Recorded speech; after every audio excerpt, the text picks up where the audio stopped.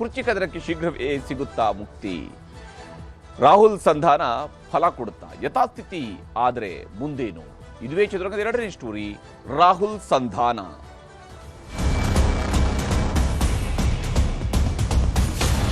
ನಾಯಕತ್ವದ ವಿಚಾರ ಇರ್ಬೋದು, ಎಕ್ಸ್ಪಾನ್ಷನ್ ಇರ್ಬೋದು, ಎಲ್ಲನೂ ಕೂಡ ಹೈಕಮಾಂಡೇ ಜವಾಬ್ದಾರಿ ತಗೋಬೇಕು.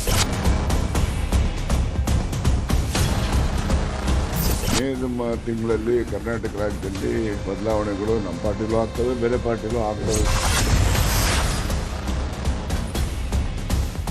ಪಂಚರಾಜ್ಯಗಳ ಫಲಿತಾಂಶ ಕರ್ನಾಟಕದ ಮೇಲೂ ಕೂಡ ಒಂದಿಷ್ಟು ಪರಿಣಾಮಗಳನ್ನು ತಂದಿಡುವಂತಹ ಸಾಧ್ಯತೆ ಇದೆ. ಕಾಂಗ್ರೆಸ್ ನಾಯಕರುಗಳ ಯೋಚನೆ, ಆಲೋಚನೆ ಇದೆಲ್ಲದರಲ್ಲೂ ಕೂಡ ಒಂದಿಷ್ಟು ಬದಲಾವಣೆಗಳನ್ನು ಕೂಡ ತರೋದಕ್ಕೆ ಕಾರಣ ಆಗುತ್ತೆ. ಕೇರಳದಲ್ಲಿ ಅವರು ಗೆದ್ದಿರಬಹುದು, ಆದರೆ ಅಸ್ಸಾಮನ್ನು ಅವರು ಕಳ್ಕೊಂಡಿದ್ದಾರೆ. ತಮಿಳುನಾಡಿನಲ್ಲಿ ತಮ್ಮ ಮೈತ್ರಿಯನ್ನು ಬದಲಿಸಿಕೊಂಡು ಅಧಿಕಾರದ ಪಕ್ಷದ ಜೊತೆಗೆ ಹೆಜ್ಜೆ ಹಾಕಿದ್ದಾರೆ. ಪಶ್ಚಿಮ ಬಂಗಾಳದಲ್ಲಿ ಕೀಳತೀರದ ಸ್ಥಿತಿಯಲ್ಲಿದ್ದಾರೆ. ಹೀಗಿರುವಾಗ ಕರ್ನಾಟಕದಲ್ಲಿ ಮುಖ್ಯಮಂತ್ರಿ ಬದಲಾವಣೆಯ ಕಡೆಗೆ ಏನು ಮಾಡ್ತಾರೆ? ಬೈ ಎಲೆಕ್ಷನ್ ಮುಗಿತಾ ಇದ್ದಂತೆಯೇ ರಾಜ್ಯದಲ್ಲಿ ಕುರ್ಚಿ ಕದನ ಮತ್ತೆ ಶುರುವಾಗಿದೆ. ಶೀಘ್ರವೇ ದೆಹಲಿಗೆ ಮುಖ್ಯಮಂತ್ರಿ ಹಾಗೂ ಉಪಮುಖ್ಯಮಂತ್ರಿಯವರನ್ನ ಕರೆದೊಯ್ಯುವಂತಹ ಅಥವಾ ಅವ್ರನ್ನ ಕರೆಸಿಕೊಳ್ಳುವಂತಹ ಪ್ರಯತ್ನವನ್ನು ಹೈಕಮಾಂಡ್ ಅವರು ಮಾಡಬಹುದು. ಎಲ್ಲದಕ್ಕೂ ಕೂಡ ಹೈಕಮಾಂಡ್ನಿಂದಲೇ ಉತ್ತರ ಸಿಗಬಹುದು ಅನ್ನುವಂತಹ ನಿರೀಕ್ಷೆಯಲ್ಲಿದ್ದಾರೆ. ಹೈಕಮಾಂಡ್ ನಿರ್ಧಾರ ಬುಲಾವ್ಗೆ ರಾಜ್ಯದ ನಾಯಕರುಗಳು ಕಾಯ್ತಾ ಕುಳಿತಿದ್ದಾರೆ. ವಿಶೇಷವಾಗಿ ಈ ಕುರ್ಚಿ ಕಚ್ಚಾಟದ ವಿಚಾರದಲ್ಲಿ ರಾಹುಲ್ ಗಾಂಧಿಯವರ ಎಂಟ್ರಿ ಆಗತ್ತೆ ಅನ್ನುವಂತಹ ನಿರೀಕ್ಷೆಯನ್ನ ರಾಜ್ಯ ಕಾಂಗ್ರೆಸ್ ನಾಯಕರುಗಳು ಇಟ್ಕೊಂಡಿದ್ದಾರೆ. ಕಾರಣ, ಕರ್ನಾಟಕದ ಕುರ್ಚಿ ಕದನಕ್ಕೆ ಬ್ರೇಕ್ ಬೀಳುವಂತಹ ನಿರೀಕ್ಷೆ ಇದೆ. ಆ ಕುರ್ಚಿಯ ಮೇಲೆ ಸದ್ಯಕ್ಕೆ ಸಿದ್ದರಾಮಯ್ಯನವರಿದ್ದಾರೆ. ಆದರೆ ಆ ಕುರ್ಚಿಯ ಮೇಲಿನ ಶಿವಕುಮಾರ್ ಅವರ ಆಸೆ ಅಥವಾ ನಿರೀಕ್ಷೆ ಅಥವಾ ಕನಸು ಅಥವಾ ಪ್ರಾರ್ಥನೆ ಅಥವಾ ಅದಕ್ಕೆ ಸಿಗಬಹುದಾದ ಫಲ, ಇದೆಲ್ಲದರ ಬಗೆಗಿನ ಅವರ ನಿರೀಕ್ಷೆಗಳು ಇನ್ನೂ ಕೂಡ ನಿಂತಿಲ್ಲ. ಹೀಗಿರುವಾಗ ಕಡೆಗೂ ರಾಹುಲ್ ಗಾಂಧಿ ಅವರು ಎಂಟ್ರಿಗೆ ನಿರ್ಧರಿಸಿದ್ದಾರೆ ಅನ್ನುವಂತಹ ಮಾಹಿತಿ ಇದೆ. ಈ ವಿಚಾರದಲ್ಲಿ ರಾಹುಲ್ ಗಾಂಧಿ ಎಂಟ್ರಿ ಕೊಡಬಹುದು. ಕೇರಳಂ ಸಿಎಂ ಪ್ರಮಾಣ ವಚನದ ಬಳಿಕ ಕರ್ನಾಟಕದತ್ತ ಅವರ ಚಿತ್ತ ಹರಿಬಹುದು ಅಂತೇಳಿ ಕೇರಳದಲ್ಲೇ ಇನ್ನು ಮುಖ್ಯಮಂತ್ರಿಯನ್ನೇ ಆಯ್ಕೆ ಮಾಡೋದಕ್ಕೇ ಇಷ್ಟು ದಿವಸ ತೆಗೆದುಕೊಳ್ತಾ ಇದ್ದಾರೆ ಕಾಂಗ್ರೆಸ್ನವರು. ಪೂರ್ಣ ಬಹುಮತ ಬಂದ ಮೇಲೂ ಕೂಡ ಕೆಲವೇ ದಿನಗಳಲ್ಲಿ ಸಿಎಂ ಡಿಸಿಎಂಗೆ ರಾಹುಲ್ ಗಾಂಧಿ ಅವರು ಬುಲಾವ್ ಕೊಡಬಹುದು. ಯಾಕಂದರೆ ಕೇರಳದಲ್ಲಿನೇ ಹೊಸ ಮುಖ್ಯಮಂತ್ರಿ ಆಯ್ಕೆ ಬಗ್ಗೆನೇ ಇಷ್ಟೆಲ್ಲ ಯೋಚನೆ ಮಾಡುವಂಥವ್ರು ಇರೋ ಮುಖ್ಯಮಂತ್ರಿನ ಬದಲಿಸ್ಕೊಂಡು ಇನ್ನೊಬ್ಬರನ್ನ ಮುಖ್ಯಮಂತ್ರಿ ಮಾಡ್ತಾರಾ ಅನ್ನುವಂಥ ಪ್ರಶ್ನೆ ಸಹಜವಾಗಿಯೇ ಮೂಡುತ್ತೆ. ಯಾಕಂದರೆ ಕೇರಳದಲ್ಲೇ ನಮ್ಮ ಕಣ್ಣೆದುರುಗಡೆ ಬರ್ತಾ ಇರುವಂತಹ ದೃಶ್ಯವೇ ಸಾವಿರಾರು ರಾಜಕೀಯದ ಪ್ರಶ್ನೆಗಳನ್ನು ಹುಟ್ಟು ಹಾಕ್ತಾ ಇದ್ದಾವೆ. ಸಿಎಂ ಡಿಸಿಎಂ ಜೊತೆಗೆ 1-to-1 ಮೀಟಿಂಗನ್ನು ಮಾಡೋದಕ್ಕೆ ರಾಹುಲ್ ಗಾಂಧಿ ಅವರೇ ನಿರ್ಧರಿಸಿದ್ದಾರಂತೆ. ಬಹುಶಃ ಅವರು ಇಬ್ಬರನ್ನ ಕರೆಸಿ ಮಾತನಾಡಬಹುದು. ಹಾಗೆ ಮಾತಾಡಿದಾಗ ಏನು ಹೇಳ್ತಾರೆ, ಇಬ್ಬರ ಜೊತೆಗೂ ಕೂಡ ಕೂರಿಸ್ಕೊಂಡು ರಾಹುಲ್ ಗಾಂಧಿ ಅವರು ಸಂಧಾನವನ್ನು ಮಾಡ್ಬೋದು. ಒಂದು ಸಿದ್ದರಾಮಯ್ಯವ್ರಿಗೆ ನೀವು ಬಿಟ್ಟುಬಿಡಿ, ಶಿವಕುಮಾರ್ ಅವರಿಗೆ ಕೊಟ್ಟುಬಿಡಿ ಅಂತ ಹೇಳಿದ ತಕ್ಷಣವೇ ಆಗತ್ತಾ? ಅಥವಾ ಇಲ್ಲ ಸಿದ್ದರಾಮಯ್ಯವ್ರು ನೀವು ಕಂಟಿನ್ಯೂ ಆಗಿ ಶಿವಕುಮಾರ್ ಅವರ ನೀವು ನಿಮ್ಮ ಆಸೆಯನ್ನು ಬಿಟ್ಟುಬಿಡಿ ಅಂತ ಹೇಳಿದರೆ ಶಿವಕುಮಾರ್ ಅವರು ಒಪ್ಪಿಕೊಳ್ತಾರ? ಯಾಕಂದರೆ ರಾಹುಲ್ ಗಾಂಧಿ ಅವರ ಸಂಧಾನ ಏನಾಗಬಹುದು ಅಂತ ಹೇಳಿ, ಸಂಧಾನದ ಸರ್ಕಸ್ ಏನು ನಡೀಬಹುದು? ಸಿಎಂ ಡಿಸಿಎಂ ನಡುವಿನ ಕುರ್ಚಿ ಕದನಕ್ಕೆ ಸಂಬಂಧಪಟ್ಟಂತೆ ರಾಹುಲ್ ಗಾಂಧಿ ಅವರು ಇಬ್ಬರ ನಡುವೆಯೂ ಕೂಡ ಒಂದು ಒಗ್ಗಟ್ಟನ್ನು ಮೂಡಿಸುವಂತಹ ಪ್ರಯತ್ನವನ್ನು ನಾನಾ ಸ್ವರೂಪಗಳಲ್ಲಿ ಮಾಡಿದ್ದಾರೆ. ಈ ಹಿಂದೆಯೂ ಕೂಡ ನಾನಾ ಸ್ವರೂಪಗಳಲ್ಲಿ ಮಾಡ್ಕೊಂಡು ಬಂದಿದ್ದಾರೆ. ಈಗಿನ ಅನಿವಾರ್ಯತೆ ಅವ್ರಿಗೆ ಹಿಂದಿಗಿಂತ ಜಾಸ್ತಿ ಇದೆ. ಆರೋಪ ಪ್ರತ್ಯಾರೋಪಗಳನ್ನು ನಿಲ್ಲಿಸಬೇಕು ಅನ್ನುವಂತಹ ನಿಟ್ಟಲ್ಲಿ. ಅಂದರೆ ನೀವು ಇಬ್ಬರು ಆರೋಪ ಪ್ರತ್ಯಾರೋಪ ಮಾಡ್ತಾ ಇಲ್ಲ, ಆದರೆ ನಿಮ್ಮ ಬೆಂಬಲಿಗರು ಮಾಡ್ತಾ ಇದ್ದಾರಲ್ಲ, ಅದನ್ನು ನಿಲ್ಲಿಸಬೇಕು ಅಂತೇಳಿ ಶಾಸಕರ ನಡೆ ನಿರ್ಧಾರದ ಬಗ್ಗೆಯೂ ಕೂಡ ನೀವುಗಳು ನಿಗಾ ಇಡಬೇಕು. ನಾಯಕರಾಗಿರುವಂಥವರು ತಮ್ಮ ಬೆಂಬಲಿಗರನ್ನು ಮುಂದಿಟ್ಟುಕೊಂಡು ಆಟ ಆಡೋದನ್ನು ನಿಲ್ಲಿಸಬೇಕು. ಬಣ ಬಡಿದಾಟಗಳು ನಿಂತು ಹೋಗಬೇಕು. ಇಲ್ಲದೆ ಹೋದರೆ ಈ ಬಣಗಳ ನಡುವಿನ ಹೊಡೆದಾಟದಲ್ಲೇ ಪಕ್ಷ ತನ್ನ ವರ್ಚಸ್ಸನ್ನು ಕಳ್ಕೊಳ್ತಾ ಇದೆ. ಸರ್ಕಾರ ಇಲಾಖೆಗಳ ಕೆಲಸಕ್ಕೆ ಆದ್ಯತೆಯನ್ನು ಕೊಡಬೇಕು.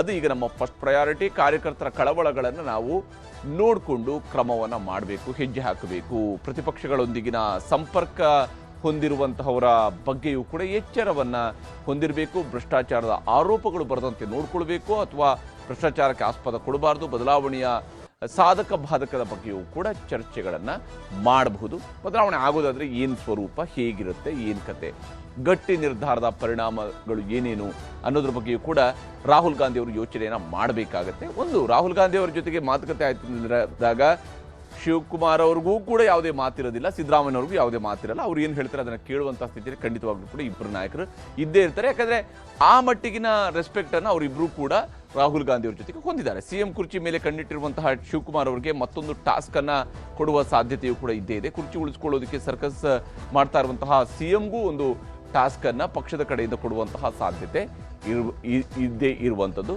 ವಿಶೇಷವಾಗಿ ಯಾವ ಸ್ವರೂಪದಲ್ಲಿ ಪಕ್ಷವನ್ನು ಮುಂದಿನ ಚುನಾವಣೆಗಳಿಗೆ ರೆಡಿ ಮಾಡ್ಕೊಳ್ತೀರಿ, ಹೇಗೆ ಗೆದ್ದುಕೊಂಡು ಬರ್ತೀರಿ? GBA ಚುನಾವಣೆನ ಗೆಲ್ಲೇಬೇಕು.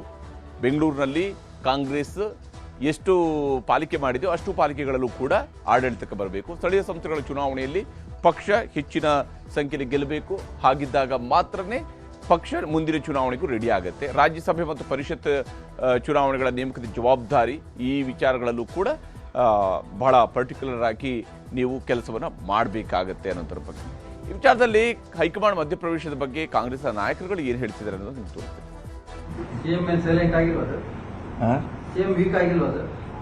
ಈಗಿಲ್ಲ ಅದೇ ಗಾಡಿ ಓಡ್ತಾ ಇದ್ರಲ್ಲ ಅದೇ ಒಳ್ಳೇದ ಗಾಡಿ ಇದೆ. ಹೈಕಮಾಂಡೇ ಇಂಟರ್ಫಿಯರ್ ಆಗಬೇಕು. ನಾಯಕತ್ವದ ವಿಚಾರ ಇರ್ಬೋದು, ಎಕ್ಸ್ಪಾನ್ಷನ್ ಇರ್ಬೋದು, ಎಲ್ಲಾನು ಕೂಡ ಹೈಕಮಾಂಡೇ ಜವಾಬ್ದಾರಿ ತಗೋಬೇಕು. ಅಂದ್ರೆ ಈ ಮೇ ತಿಂಗಳೊಳಗೆ ಎಲ್ಲ ಒಂದು ಹಂತಕ್ಕೆ ಬರುತ್ತೆ. ಆತ್ಮವಿಶ್ವಾಸ ಇದೆ ಮೇ ತಿಂಗಳೆಲ್ಲ ಮುಗಿದದೆ ಅಂತ, ಗೊಂದಲ ಪರಿಹಾರ ಆಗುತ್ತೆ ಅಂತ. ನಾವು ಮತ್ತೆ ಹೋಗ್ಬೇಕಂತ ಇತ್ತು. ಅದು ಮೊನ್ನೆ 6ನೇ ತಾರೀಕು ಹೊರಡಬೇಕಂತ ಇದ್ದಿದ್ದು 5ನೇ ತಾರೀಕು ಕ್ಯಾನ್ಸಲ್ ಆಗಿದೆ. ಕೇರಳದಲ್ಲಿ ಇವತ್ತು ಚುನಾವಣೆ ಆಗಿ ಪಂಚಾಯತ್ ಚುನಾವಣೆ ಅಂತ ಕೇರಳದಲ್ಲಿ ಅಧಿಕಾರ ಬಂದಿದೆ. ಮುಖ್ಯಮಂತ್ರಿಗಳ ಪದವಿಯನ್ನು ಸ್ವೀಕಾರ ಆಗಬೇಕು. ಅಲ್ಲಿವರೆಗೆ ನಾವು ಹೋಗೋದು ಬೇಡ ಅಂತ ಸುಮ್ಮನೆ ಇದ್ದೀವಿ. ಆನಂತರ ಖಂಡಿತ ನಾವು ಅದಾದಮೇಲೆ ನಾವೆಲ್ಲರೂ ಡೆಲ್ಲಿ ಹೋಗುವಂಥದ್ದು ಇದೆ, ಹೋಗ್ತೀವಿ. ಯಾವಾಗ ಹೋಗ್ಬೋದು ಸರ್? ಆಗಬೇಕದು ಯಾವತ್ತು ಪ್ರಮಾಣ ವಚನ ಸ್ವೀಕಾರ ಮಾಡ್ತಾರೆ ಯಾರು ನಮ್ಮ ಕೇರಳದ ಮುಖ್ಯಮಂತ್ರಿಯಾಗಿ ಅವತ್ತು ಹೊರಡ್ತೀವಿ. ಅದ್ರ ಹಿಂದಿನ 2 ದಿವಸ ಬಿಟ್ಟು ಹೊರಡ್ತೀವಿ. ಮೇ ತಿಂಗಳಲ್ಲಿ ಕರ್ನಾಟಕ ರಾಜ್ಯದಲ್ಲಿ ಬದಲಾವಣೆಗಳು ನಮ್ಮ ಪಾರ್ಟಿಲೂ ಆಗ್ತವೆ, ಬೇರೆ ಪಾರ್ಟಿಲೂ ಆಗ್ತವೆ ಅಂತ ನಾನು ನಿರೀಕ್ಷೆ ಮಾಡಿದ್ದೀನಿ ಅಂತ ಹೇಳಿದ್ದೆ. ಆ ರೀತಿ ಇನ್ನೂ ಇದೆಯಲ್ಲ, ಇನ್ನೂ 20 ದಿವಸ ಇದೆಯಲ್ಲ, ನೋಡೋಣ ಏನಾಗ್ತದೆ ಅಂತೇಳಿ. ಸಿದ್ದರಾಮಯ್ಯನವ್ರು ಮುಂದುವರಿಬೇಕಂದ್ರೆ ಅವರಿಗೆ ಸಂಪುಟ ಪುನರ್ರಚನೆ ಮಾಡ್ತಕ್ಕಂಥದ್ದಕ್ಕೆ ಅವಕಾಶ ಕೊಡಬೇಕು. ಆಗ ಸಿದ್ದರಾಮಯ್ಯನವರು ಮುಂದುವರಿದ್ದಾರೆ ಅಂತ. ಅವರಿಗೆ ಎಲ್ಲಿನವರೆಗೂ ಸಂಪುಟ ಪುನರ್ರಚನೆಗೆ ಅವಕಾಶ ಕೊಡೋದಿಲ್ಲ, ಅಲ್ಲಿನವರೆಗೂ ಕೂಡ ಮುಂದುವರಿಕೆದು ಡೋಲಾಯಮಾನ ತಾನೇ ಅದು. ಅದಕ್ಕೋಸ್ಕರ ಸಂಪುಟ ಪುನರ್ರಚನೆಗೆ ಅವಕಾಶ ಕೊಡಿ ಅಂತೇಳಿ ಒತ್ತಡನೂ ಇದೆ. ನಾಯಕತ್ವ ಬದಲಾವಣೆ ಮಾಡ್ತೀವಿ ಅಂದ್ರೆ ಆಧಾರ ಮಾಡಲಿ, ಯಾರು ಬೇಡ ಅಂತಾರೆ.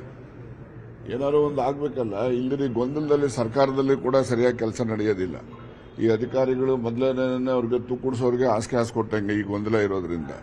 ಸೊ ಅದರಿಂದ ಸರ್ಕಾರ ಹೆಚ್ಚು ಸಕ್ರಿಯವಾಗಿ ಕೆಲಸ ಮಾಡಬೇಕು ಅಂದರೆ ಕೇಂದ್ರದ ಕಾಂಗ್ರೆಸ್ಸಿನ ಹೈಕಮಾಂಡ್ ಈ ಗೊಂದಲವನ್ನು ಜಾಗ್ರತೆ ನಿವಾರಣೆ ಮಾಡಬೇಕು ಅಂತಕ್ಕಂಥ ಒತ್ತಾಯ ನಂದು ಮೊದಲಿಂದನೂ ಇದೆ, ಇವತ್ತು ಇದೆ. ಅವ್ರು ಏನಾದ್ರು ಒಂದು ತೀರ್ಮಾನ ತಗೋಬೇಕಲ್ಲ, ಅವರು either this way or that way ಏನಾದ್ರು ಒಂದು ತೀರ್ಮಾನ ತಗೊಂಡು ಹೇಳಿದ್ರೆ ತಾನೇ ಸರ್ಕಾರಕ್ಕೂ ಒಳ್ಳೇದು, ಕಾಂಗ್ರೆಸ್ ಪಕ್ಷಕ್ಕೂ ಒಳ್ಳೇದು. ಇಲ್ಲ ಅಂದ್ರೆ ಎರಡಕ್ಕೂ ನಷ್ಟನೇ.